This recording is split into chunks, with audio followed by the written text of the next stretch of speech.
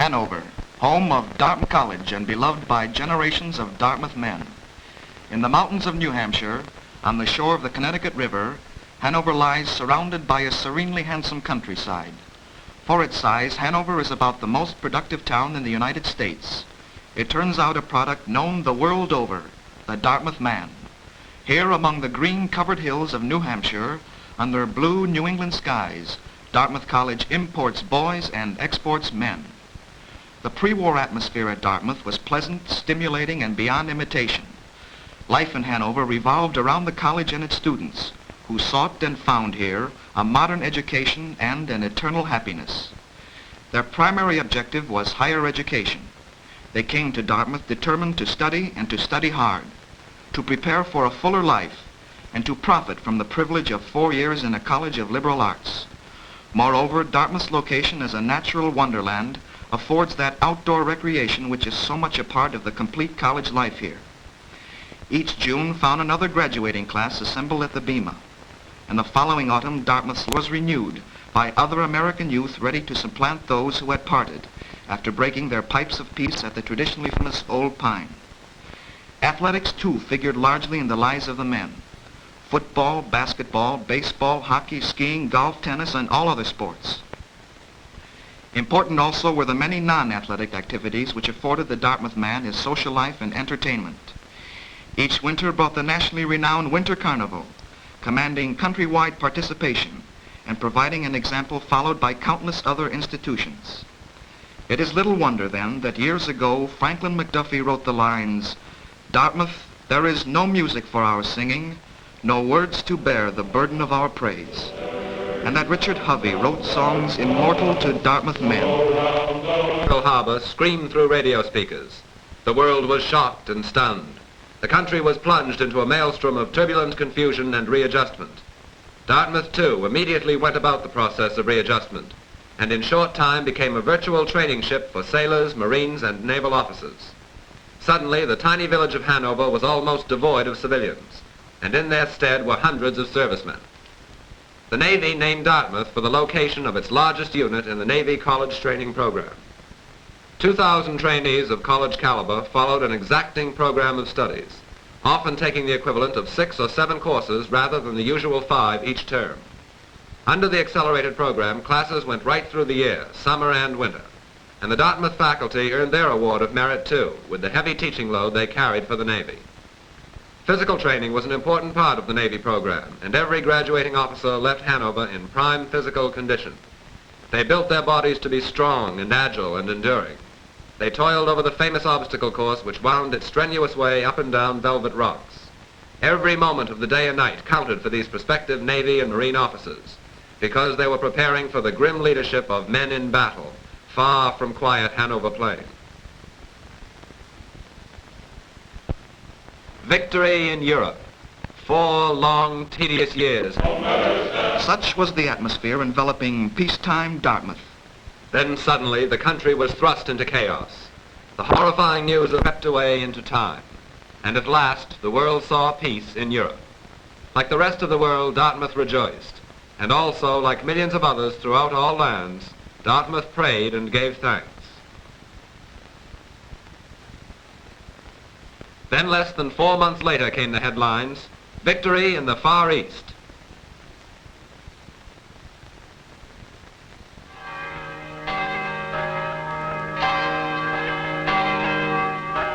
Complete and final victory for the Allied forces. Worldwide peace reigned once again, the peace for which the world had labored so desperately, the peace for which nearly 300 sons of Dartmouth had given their lives. The news hit Hanover with an exciting impact. Throughout the college, as in the rest of the world, excitement prevailed as the burden of a terrible war was lessened in the hearts of those who were fighting it. Rallies, parades, and mass meetings were held in joyful celebration, and President Hopkins addressed the students and townspeople at the President's house in a stirring VJ Day speech.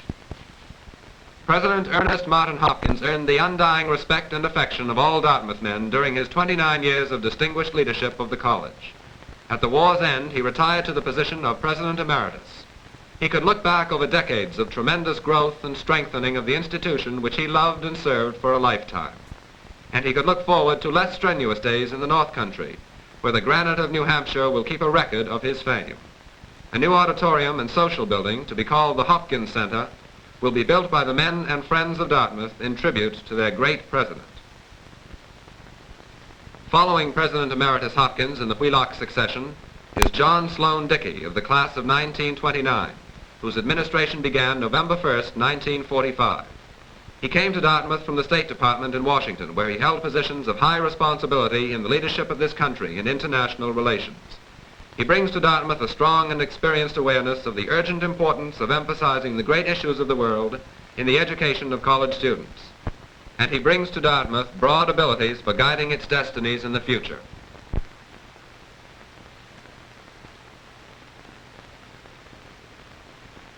With nearly 400 of its returning veterans married, Dartmouth was faced with a serious housing problem. There was a great deal of work to be done and only a very short time in which to accomplish it. The college and building authorities were working feverishly in order to complete the job in time. Completed plans called for the construction of 2 new communities, and work was begun immediately. Sachem Village, one of the communities, is on Lebanon Street and contains 48 prefabricated units, each housing 2 families. And in midsummer 1946, families were able to move in, thus creating a new phase of college life.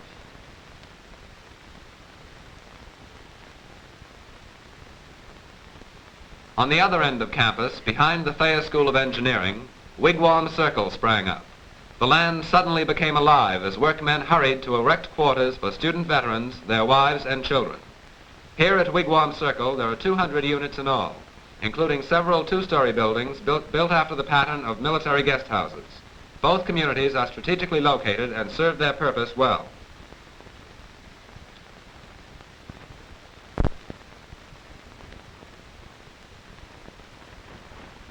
Late in 1945, construction was begun on the Cummings Memorial addition to Thayer School. Included in the plans were special wings for electrical and mechanical engineering, as well as new laboratories equipped with the latest engineering apparatus. New life was injected into many college activities which had been dormant during the later war years. The Dartmouth, oldest college newspaper in America, resumed publication after suspension for nearly 3 years. Under editor Jerry Talmer and his staff, the Daily Dartmouth reappeared with all its peacetime color. Other journalistically inclined returnees devoted themselves to the republication of the Jacko and the Pictorial. Their popularity spread quickly, and the periodicals soon found their way to the housekeeping families and became standard domestic items.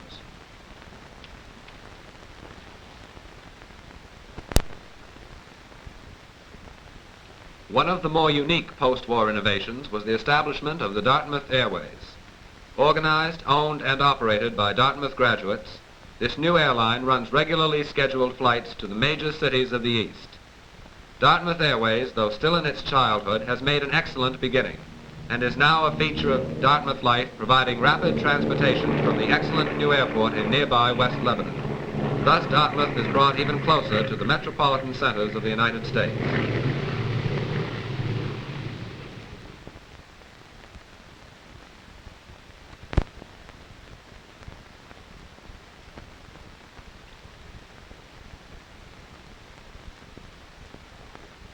The Thayer School of Engineering acquired a surplus naval aircraft which attracted a large number of sightseers. Among visitors were many ex-pilots to whom the exhibit brought back countless wartime memories. In order to preserve their knack with the stick, some of these ex-pilots hired planes and made flights over Hanover, where they displayed their talents in a remarkable, if risky, fashion. Visiting aircraft to the Hanover vicinity have become a common sight. These lofty and speedy visitors are usually young Dartmouth flyers, who take an afternoon off to fly a few hundred miles to circle Baker Library Tower, zoom the campus, and dip their wings in a salute to their college. One of the notable men to return to Dartmouth is Lieutenant Colonel John C. Meyer of the class of 1941. He was a top ace with 37 1/2 German planes. John will complete his education and then return to his rank in the Army Air Force. In March of 1946, the Navy entered its 9th and final term at Dartmouth, and 4 months later graduated the last of its trainees. Here is the last Navy review held at Dartmouth. It is viewed by President Dickey and Captain Damon E. Cummings, who announced his retirement at the conclusion of the program.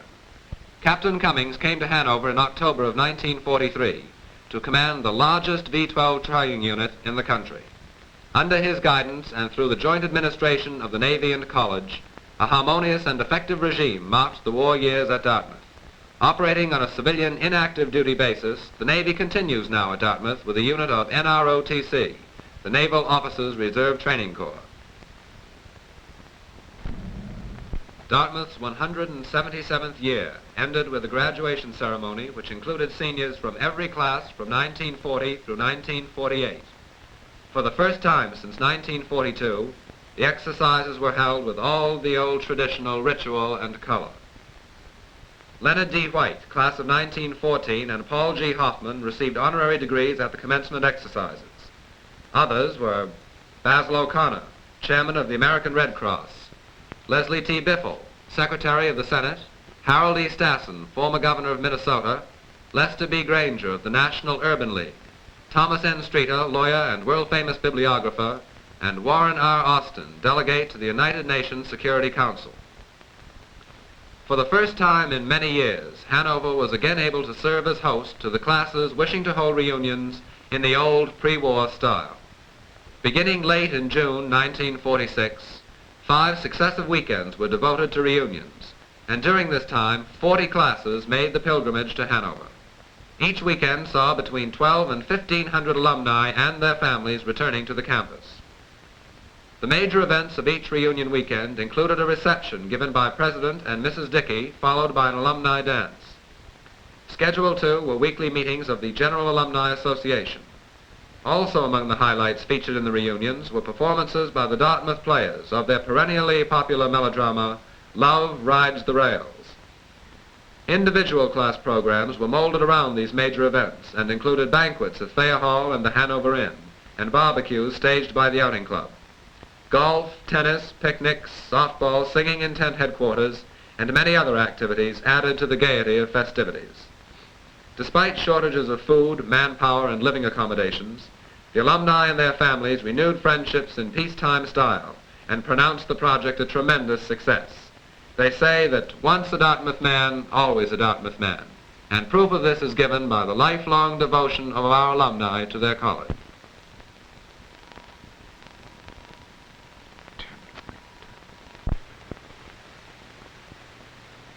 The Dartmouth College grant, given by the state more than 100 years ago, is located in the northeastern part of New Hampshire near the Canadian and Maine borders. This forest of 27,000 acres includes the Swift and Dead Diamond rivers, several mountains, and valuable timber and wildlife resources.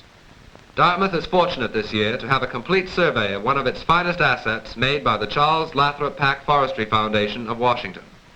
A group of college officers joined President Pack of the Foundation on inspection trips during the several months when the survey was being made. The Outing Club's Ross McKenney carried his talents and cooking equipment into Dartmouth's wilderness to provide excellent chow for the inspection groups.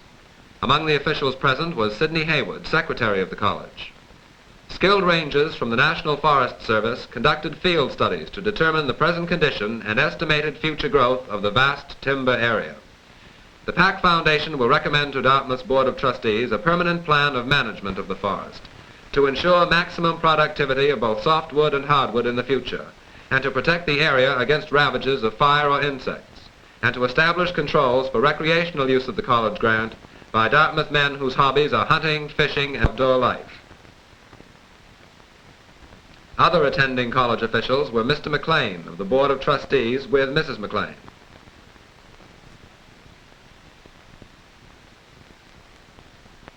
Mr. Edgerton, college treasurer,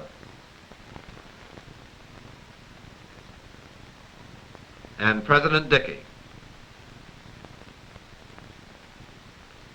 Late September found Dartmouth students returning to Hanover in greater numbers than ever before. An overcapacity enrollment of nearly 3,000 students constituted an all-civilian body for the first time since the wartime alliance between the college and the Navy. Hanover bulges at every seam, with hundreds of students beyond the normal pre-war enrollment of 2,400 to be given instruction, food, housing, and other services. Even so, thousands of applicants could not be granted admission.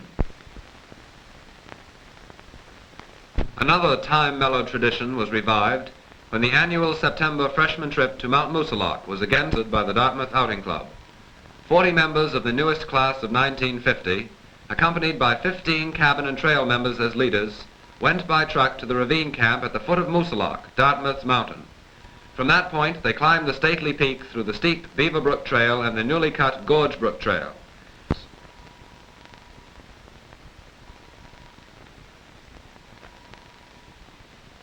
The Outing Club's weekend at its Moosilauke cabins gives early indoctrination to a new generation of outdoor enthusiasts.